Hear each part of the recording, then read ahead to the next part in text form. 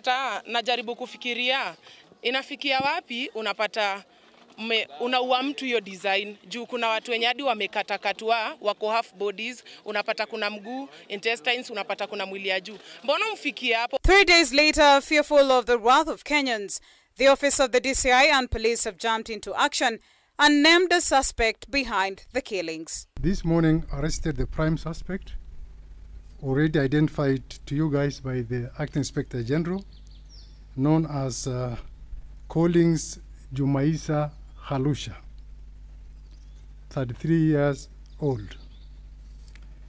The suspect was arrested at Soweto in Kayole sub-county this morning at around 3 a.m. in a joint operation by the DCI and the National Police Service officers. Mohammed Amin, the Director General of DCI, confirming the arrest of Collins Jumaiso Kalisia, says he was arrested while at a club in Soweto in Kayole.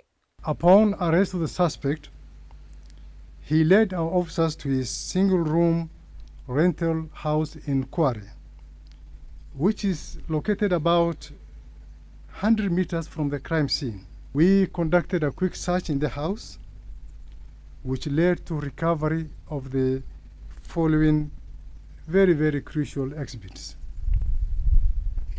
We were able to recover 24 Airtel SIM card holders with new SIM cards, 8 smartphones, and 2 feature phones. The suspect is also said to have been found in possession of a machete, 12 nylon sacks, a pair of industrial rubber gloves, 2 female panties, 4 clean sellotapes, a nylon rope, 8 smartphones, 5 roll of bang, 2 documents, and a reflector jacket. As detectives ran around the clock to crack those behind the gruesome killings, questions from Kenyans continue to emerge. How did the police fail to locate the key suspect's one-room rental house in Kware, some 100 meters from the dump site? Did the police be able to record reported incidents of missing persons? How did the police in Kware fail to note that the dumping site had dead bodies? Kuna watu kwa sababu huyo mdemo yamekuja report ni wa community. So kuna watu wana miss. In terms of dreaming, we are not dreamers and we don't believe in dreaming. We are guided by professionalism. Even before the said Josephine prophesied what she prophesied, we had our work plan clearly cut for us. We are asking, is it possible, the way the DCI was explaining today, that an individual can murder more than 10 women, dismember them, place them in sacks, transport them to a quarry next to a police station without detection and in a crowded area? The only people with the capacity to do that kind of industrial scale criminal enterprise is state agencies gone rogue. Meanwhile, 9 bodies have been retrieved from the dump site. However, more bodies are yet to be confirmed, as the suspect found confirmed to have killed over 42 women and dumped their bodies in the dumping site. Milia Kisienya, K24 TV. The government has been accused of overlooking the murders being discovered at a quarry area in Mukuru, Kwanjenga by failing to dispatch teams to assist in the retrieval exercise that is taking time with the poorly equipped residents. They have since asked for machinery to be dispatched to gain access to the unreachable zones of the quarry, as they believe more and more bodies are buried in the area. Here is Ben Kirida with more. During a visit to quarry area today, a white sack was retrieved shortly after noon. Upon opening, it contained the dismembered and decayed body of a woman. The sack also had several syringes, medical gloves, and other medical equipment. Hata kama wewe ni mnyama namna gani ndugu yangu, uwezi kata mtu ile venye amekatwa. Ile mtu amekatwa kama mtu mwenye anafanya kwa bujeli. Hiyo mwili kabisa hata haijulikani. Yaani imeoza kabisa, imeoza, ni mfupa tupu. ni mfupa alafu imewekwa na matakataka kwa hiyo gunia. Ni kitendo cha unyama sana. On Sunday, Director of Criminal Investigations Mohammed Amin suggested that rogue medical practitioners could be involved in the murders. Could we be dealing with the rogue medical practitioners that are dealing with criminal activity? The irate residents of Mukuru Kwanjenga are criticizing both the Nairobi County and national governments for their lack of assistance in retrieving bodies from the Mukuru Kwanjenga quarry. Saa hii serikali hajawajibika kufika hapa.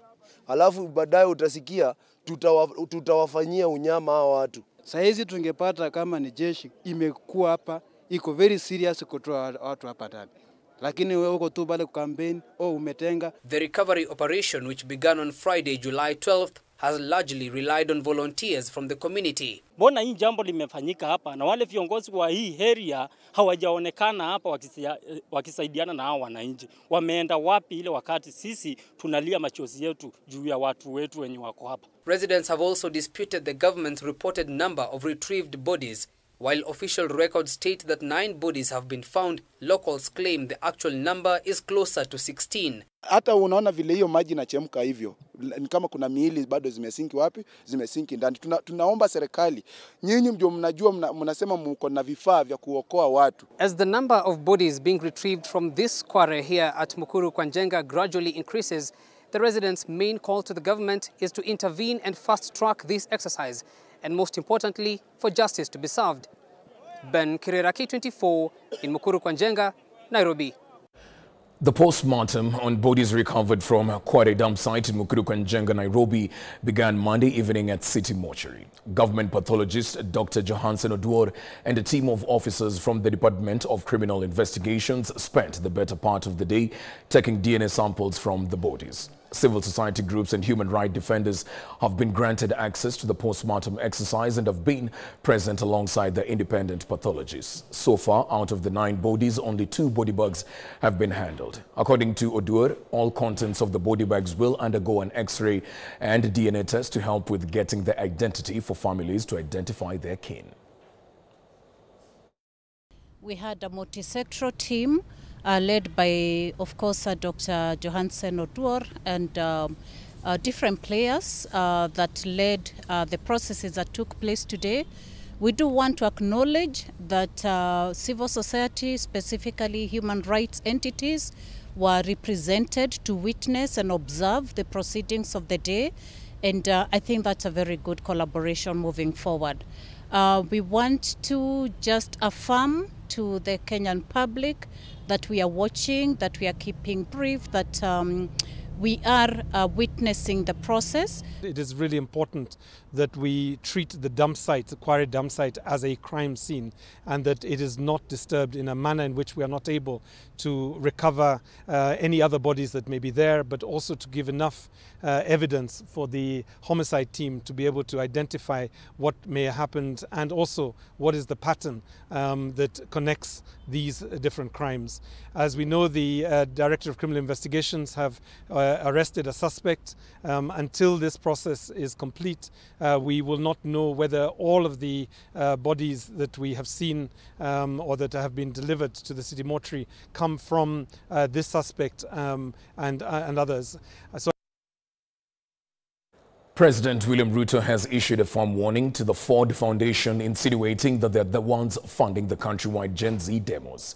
Ruto says that he will do everything in his capacity as president to ensure that no chaos will further erupt in the country. He has to this end urged the youth to distance themselves from the protests. Mumbi Wambugu tells us more. Youth in Nakuru County have been actively involved in the countrywide protest over President Ruto's governance.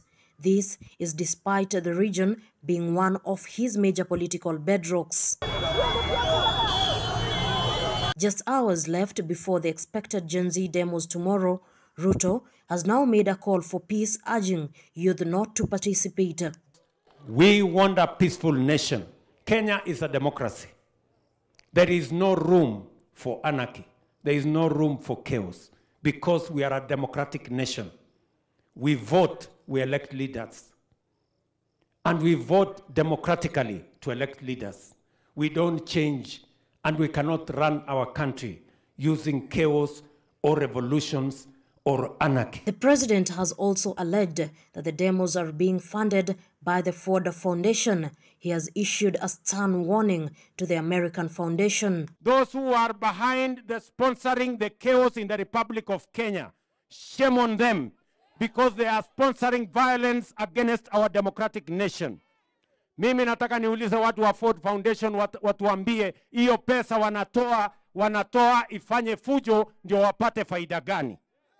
We are going to call them out and we are going to tell them if they are not interested in democracy in Kenya, if they are going to sponsor violence, if they are going to sponsor anarchy, we are going to call them out and we are going to tell them they either style up or they leave. The country's head was speaking in Nakuru, where he was launching a series of projects, including the Nakuru Bus Park in Nakuru East.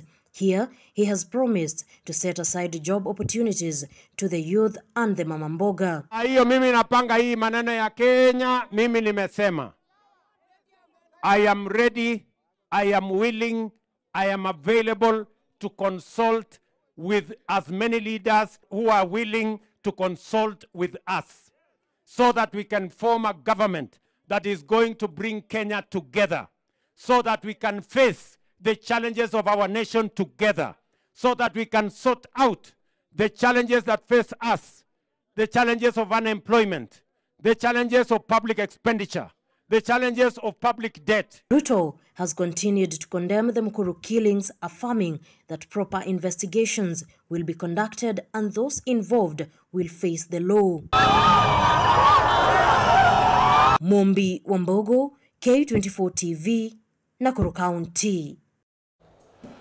Youths across the country are expected to continue with the nationwide anti-government protest aimed at piling pressure on the government to address their demands. A section of youths from different counties have vowed to march to county offices in pursuit of accountability in the devolved functions. This, even as many others declined calls for dialogue, as Electa Nodera now tells us.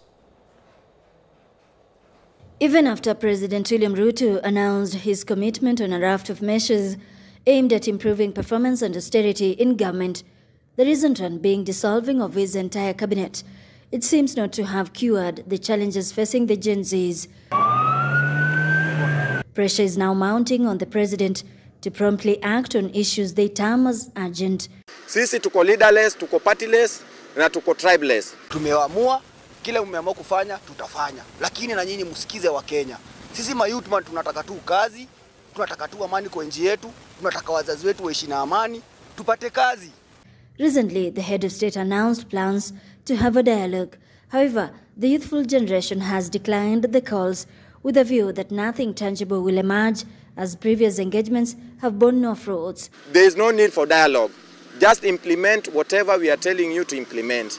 In Mombasa County, Gen Zs have vowed to pour to the streets, including marching to some county offices where they claim have been marred with rampant corruption. Kuna vitu zinapitishwa zenye zinatugandamiza sisi. So hizi mazungumzo na hii dialogue tunataka ishuke iwe katika county level. Tuweze kuangalia pia budgets zenye tuko nazo kwa county. We have been focusing on the national issues na tumesahau kwa county hapa ndo kuna rotten issues zinatendeka. This even as the business community vowed to open their businesses tomorrow. Ndio tutasema kesho mabiashara tutafunga. Tutakuwa huko. Tutakuwa hao na sisi. Ama namna gani? Sasa tuko hapo. Addressing the media in Nairobi, they said they will camp at their business premises to protect from looting. Kuna wale wanalipwa na wale wanawalipa, na mimi nasema hivyo kwa sababu polisi wanawajua. Watafute mbinu ya kuwashika ndio hawa watu ambao wanakuja kuharibu mali wazuiliwe kuja kuharibu mali na kuiba na kupora. Religious leaders have, on their part, urged Kenyans to sustain their clamor for better governance, with police urged to exercise restraint when dealing with protesters. The police should provide protection to ensure a peaceful protest while also preventing an infiltration of individuals with malicious intention. Even as they anticipate to pour to the streets tomorrow, their push, they say, is to have an accountable government that will address their grievances. Electa Nodera, K24 TV.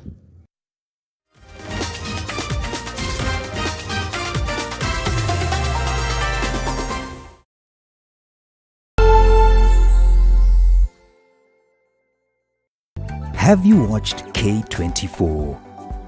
We would love to hear from you.